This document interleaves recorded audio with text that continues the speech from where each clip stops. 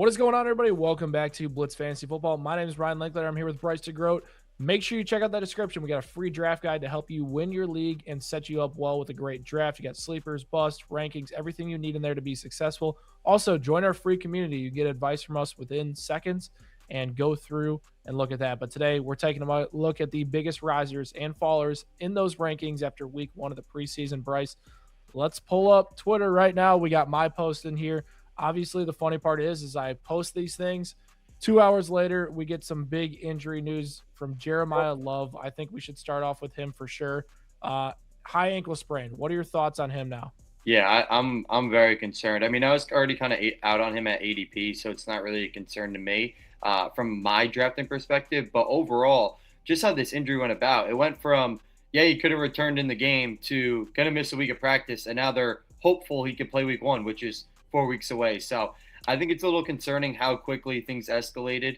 Even Halfley was like, "It's an ankle injury. That's all I'm gonna say." And ankle injuries could nag, could be a problem, especially for a running back. So definitely a concern there.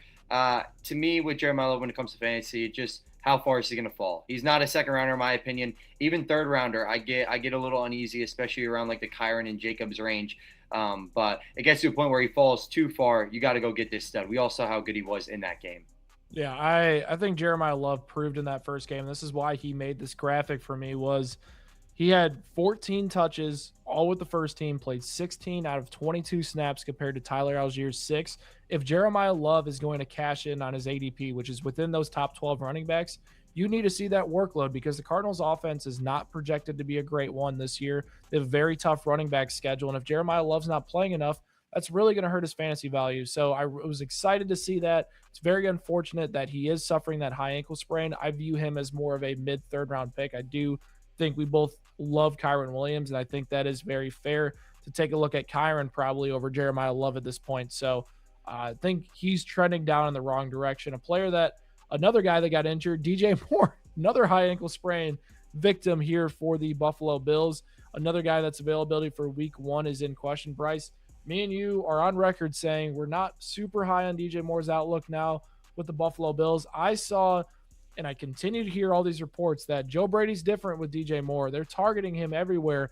And I mean, we saw that in the preseason. The guy had 4 targets, 3 catches, 61 yards. Like, it was a great performance from him. How high would you draft DJ Moore if he is available week one after what we're seeing so far through the preseason and training camp? Yeah, I think right now he's like my wide receiver 30. I'll probably creep up a couple spots. I think he's a great flex play and kind of uncomfortable wide receiver 2 play. But like you said, too, is we go back, Bills 29 pass attempts last year, and they spread the ball a lot. So it's like you have a run-heavy team that spreads the ball a lot. Isn't normal for a Bills wide receiver to kind of go off, but the talent is there. This is the best wide receiver they've had in years. And like you said, Joe Brady is speaking highly of him. Josh Allen is obviously targeting him in training camp and now this game. So I do think DJ Moore could be a little bit different. And I'm not saying I'm like in on him, but I'm definitely like not shying away from him. So I'm definitely getting higher on him the closer we get. Just hopefully this ankle sprain isn't much. Yeah, I agree. I'm hoping that ankle injury was not much for sure. I do want to talk about the Browns and the Miami Dolphins receiving rooms. Obviously, they're on 2 teams where the quarterback situation isn't great. They're not expected to win a ton of games. But the biggest thing that what I noticed with these guys, Caleb Douglas, he played 100% of snaps with the first team, made that Odell-style catch. I've been on Caleb Douglas for quite some time this offseason, and it's because I think he has a similar upside to Christian Watson in this Miami Dolphins offense this year. Chris Bell was officially activated off the PUP list. People will be like, well, I can't draft Caleb Douglas anymore because Chris Bell's back and he's going to kick him out. I don't think that's how that's going to work. Douglas was drafted over Bell, and they're very different receivers. Douglas is a deep vertical threat. Chris Bell is more of a slot receiver, and I think he takes the slot role and maybe pushes Malik Washington out in those 12 personnel snaps. And then Denzel Boston, it was what I wanted to see in terms of the utilization. He led the Browns receivers in snaps.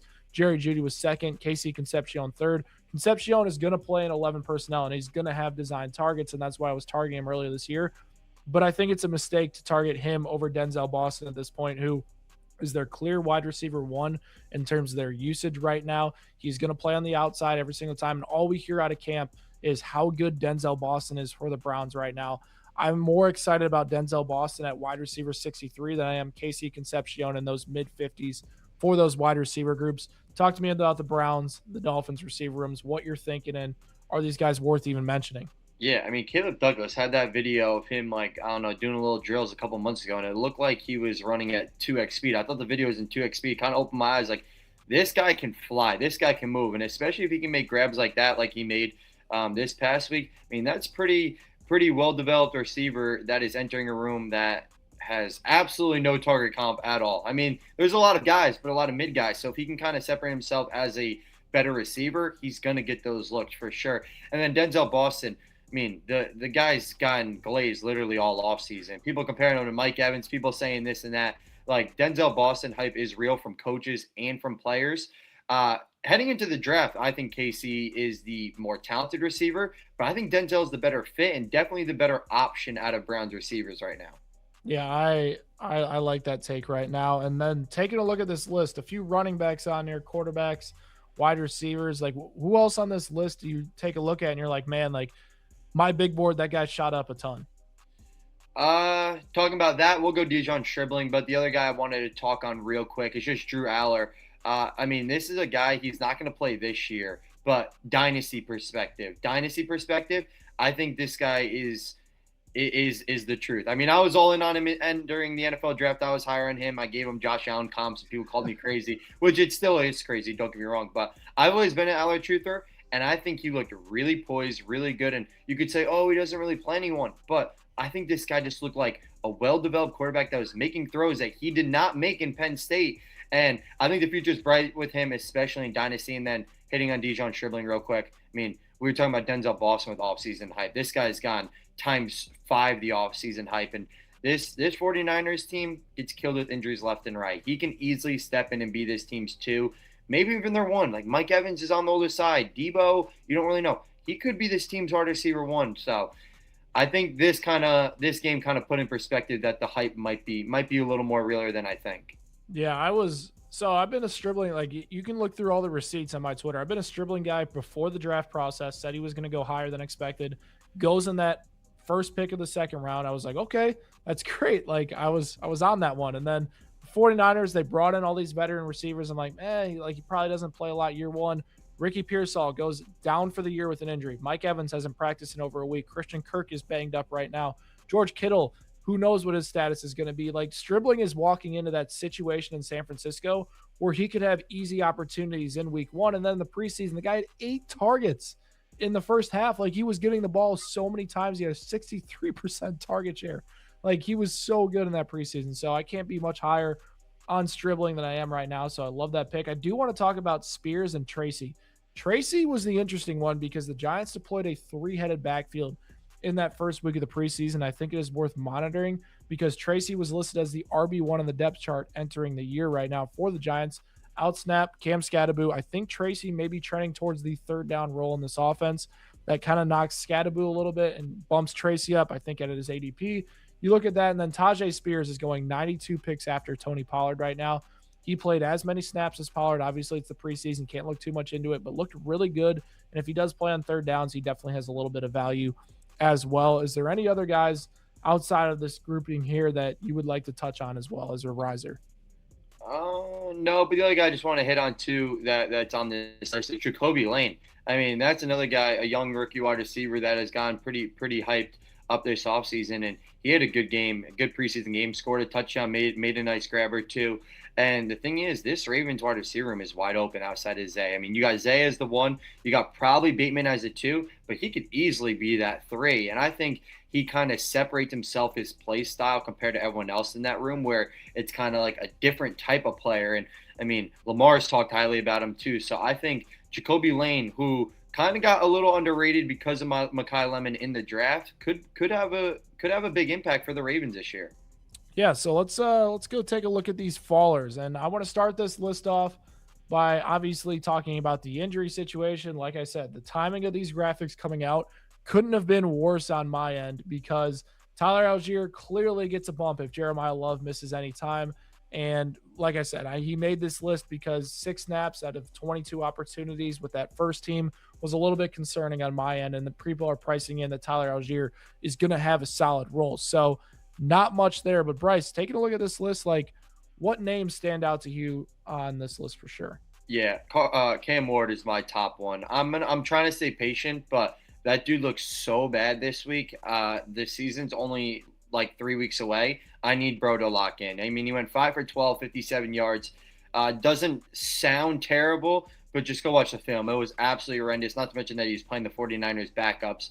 I'm remaining hopeful that Brian Dable's a good OC and he's meshing together with Tate and Robinson more and all this and all that. But regardless, this guy was just making bad decisions, bad reads. Like he just looked bad out there. He looked horrendous, to be real.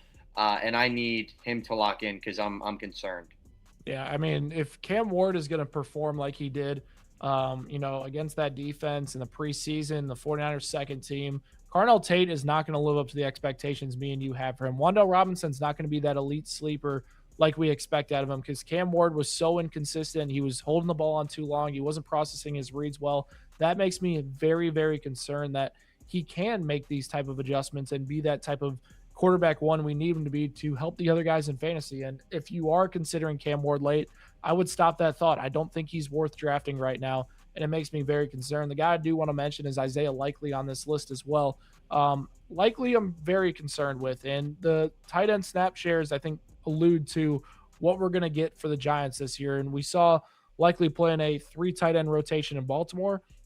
Could be the same thing here in New York, unfortunately, under Harbaugh. Likely only played on passing snaps, had 6 snaps, all passing snaps. Theo Johnson and Chris Manhertz were the primary run blocking tight ends and in on all the running plays. So what does that tell me?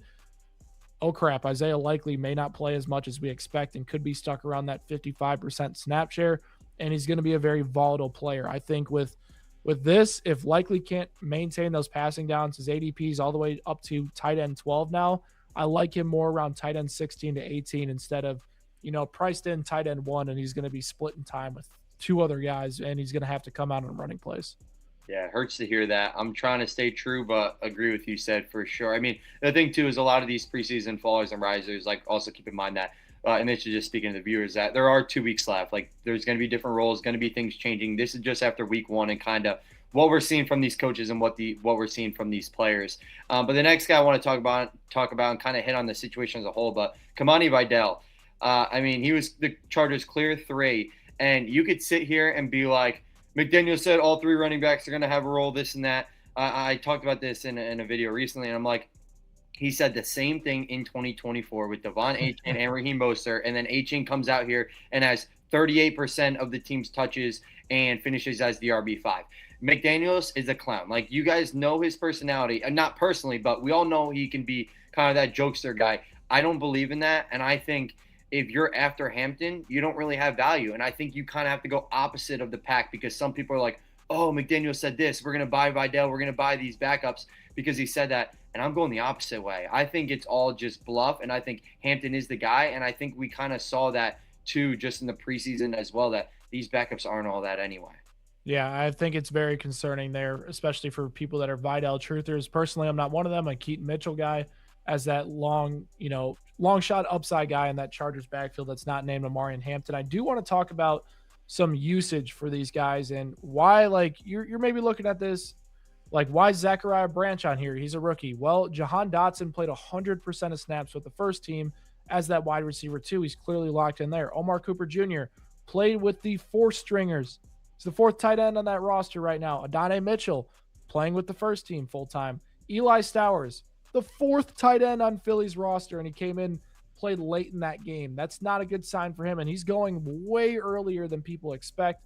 Jaden Reed and Casey Concepcion are a little different stories, and I'm kind of fading them a little bit, and I kind of alluded to this earlier with KC, is like the 11 personnel guys versus the 12 personnel is a big shift in today's NFL. Like, a lot of 2 tight end, 3 tight end sets are happening, and if those players are not on the field in 12 personnel, which is 2 wide receivers, they miss out on valuable fantasy snaps. And right now, Jaden Reed and Casey Concepcion are on the outside looking in for those. Both those players did not play in those 12 personnel snaps. The players that did were Matthew Golden, and then we talked about Denzel Boston earlier. So, Bryce, like, any of these players that got screwed over so far in the depth charts, like, are there any of them that you're still maybe in on? I'm gonna still believe in Isaiah Likely for sure. I mean, even the thing going back to Likely is I loved how Dart like always look for tight end slash middle of field. And I think even if the snap share is down, I still think Isaiah likely could remain truthful. I'm hoping the snap share goes up, but that's kind of where I went. Even he had a target like right off the bat in that game. You hit on the head with Omar Cooper and Eli Stowers. It's just the offenses are too up and down, all over the place, packed, all the above for them to be that low on the depth chart and that low in the mix. And then Jaden Reed. Two of Jaden Reed is I think he's the Packers' fourth option. I think he's good. I think he's talented, but I think Watson's the one on the team. I think Golden is more talented than him, and I think Golden kind of makes that year two jump and is better than him. And I think Kraft is a way better option than him. Speaking Packers offense in general. So you're looking at a Packers team that he's probably the fourth target when you also have a good running back in Josh Jacobs as well. So I think he's like the fifth option on this team. So that's definitely a concern. Yeah, you'd be surprised how many people are defending Jaden Reed at this point, and it kind of baffles me. So very interesting to see that. But those are our biggest risers and fallers in our rankings heading into the second week of the preseason. Drop a comment down below which of these players you're still targeting or you're concerned about, or any rankings risers you have. Hit that like and subscribe button for daily fantasy football content. And me and Bryce will catch you guys next time.